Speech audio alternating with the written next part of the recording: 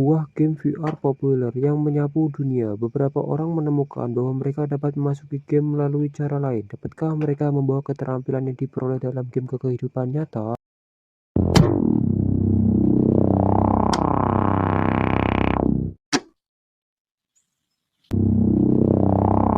Tian mendapat 3 role pilihan, yaitu warrior, assassin, dan magician. Tanpa berpikir panjang lagi, Tian langsung memilih role assassin. Lalu, setelah itu Tian membuka matanya, lalu mendapatkan sebuah notifikasi. Ternyata itu adalah Ken yang meminta pertemanan kepada Tian sambil marah-marah. Setelah itu ada notifikasi pemberitahuan lagi bahwa lawan Tian telah siap. Lalu Tian pun memilih skill-skill seorang assassin dan pertandingan telah dimulai. Lalu Tian pun dikirim ke arena pertarungan, dan area pertarungan itu merupakan hutan. Tempat yang sangat bagus untuk seorang assassin.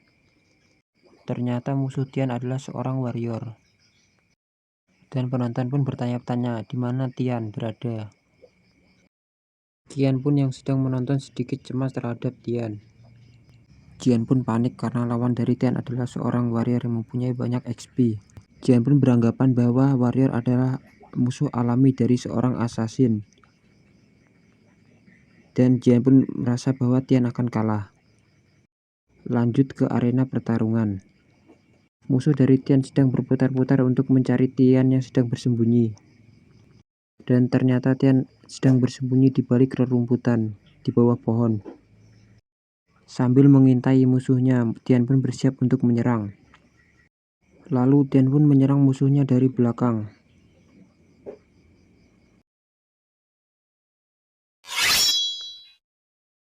Tian pun kaget karena musuhnya dapat menghindar dari serangan diam-diam dari Tian. Lalu musuhnya pun menyerang Tian dengan perisainya. Serangan perisainya itu bernama perisai tunis kelas tinggi. Oh ya, nama perisainya itu tunis ya. Dan ternyata Tian dapat menghindar dari serangan itu. Lalu musuh Tian menyerang lagi dengan palunya. War X. Dengan sebuah angin topan. Tian pun refleks langsung berlari menghindarinya. Dan ternyata Tian pun terkena angin topan itu. Yang membuat XP dari Tian berkurang setengahnya.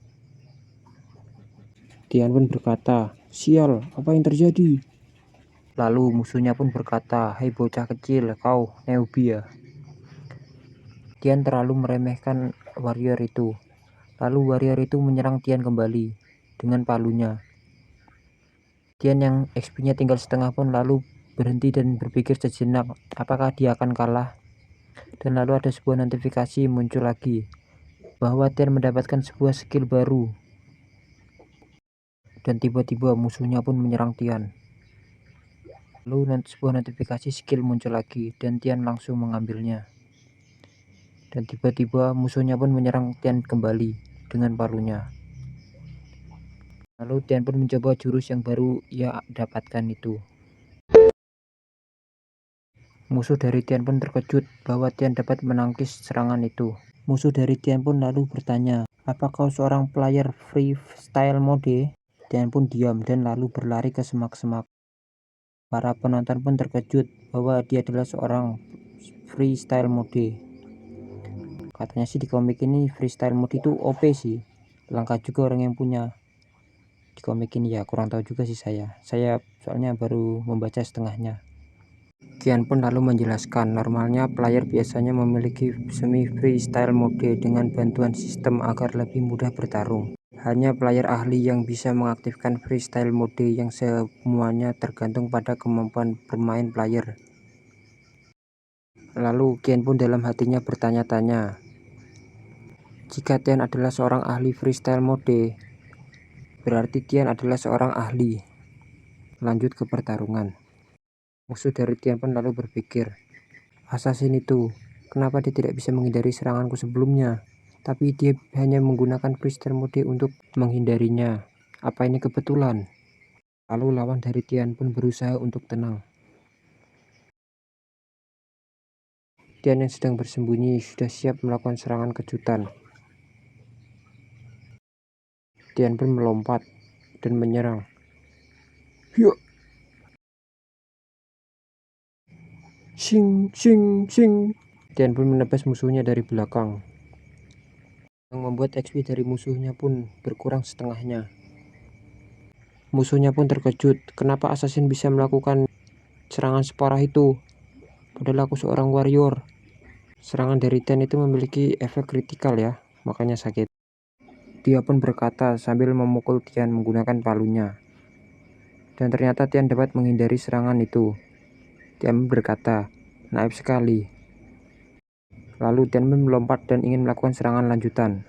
Aerial attacks serangannya. Tian pun melompat dan memutar dan menyerang musuhnya dari atas dan tepat mengenai musuhnya, yang memiliki efek kritikal,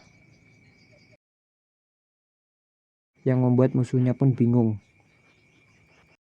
Di saat Tian ingin sedang melakukan serangan lagi dari belakang, dan tiba-tiba musuhnya pun refleks memukul Tian menggunakan palunya. Iron Hammer, Bristle Attacks. Tian pun tidak sempat menghindarinya, lalu tereliminasi dan kalah. XP dari Tian pun habis,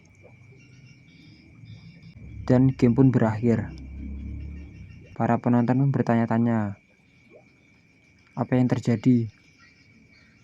Lalu di bawah alam sadarnya Tian pun mendapatkan notifikasi bahwa ia telah kalah. Walah, ternyata Tian tadi emang sengaja mengalah sih, biar kalah dia, biar mati. Soalnya dia ingin tahu apakah kalau mati itu beneran mati apa tidak kan. Lalu Tian berpikir untuk menggunakan game ini untuk berlatih. Dan setelah itu Tian pun keluar dari game. Setelah keluar Tian pun menghela napasnya. Setelah Tian keluar, Tian pun dihampiri oleh teman-temannya. Teman baru ya. Jian pun yang menghampiri Tian lalu berkata, "Hei bro, tidak buruk, kau hampir saja menang." Jian pun sambil tersenyum lalu berkata, "Maaf, aku kalah." Jian pun berkata, "Kau telah melakukannya dengan baik."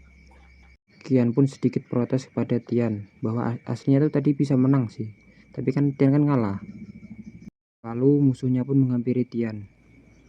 Musuhnya yang tadi pun lalu berkata, "Serangan yang terakhir, Cutting Throat, kau jelas bisa menang." Mereka bertiga yang kaget pun lalu terdiam. Lalu musuhnya lagi melanjutkan. Musuhnya pun lalu berkata lagi, "Kenapa kau tidak melanjutkan serangan tadi?" Tian pun berpikir sejenak.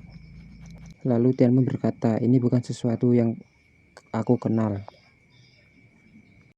Lalu Shin pun berpindah ke rumah, pulang ya berarti ya. Tian pun lalu memuji Tian atas permainannya yang tadi.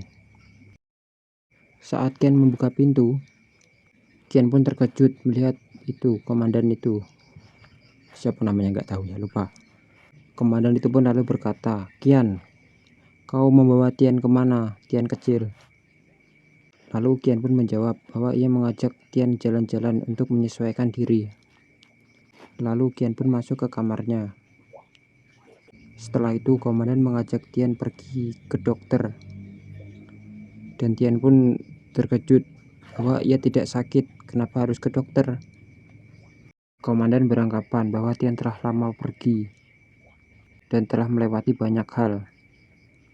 Dan komandan sangat mengkhawatirkan Tian. Lalu komandan mengajak Tian ke seorang dokter, Dokter Liu namanya. Dia adalah seorang dokter psikolog. Oh ya, komandan itu bernama Ran ya. Maaf, lupa. Lalu Tian pun berpikir sejenak. Lalu Tian pun lanjut berpikir. Komandan Ran berpikir bahwa aku telah diculik dan mengalami banyak pengalaman mengerikan. Sepertinya dia tidak berpura-pura menjadi seorang keluarga.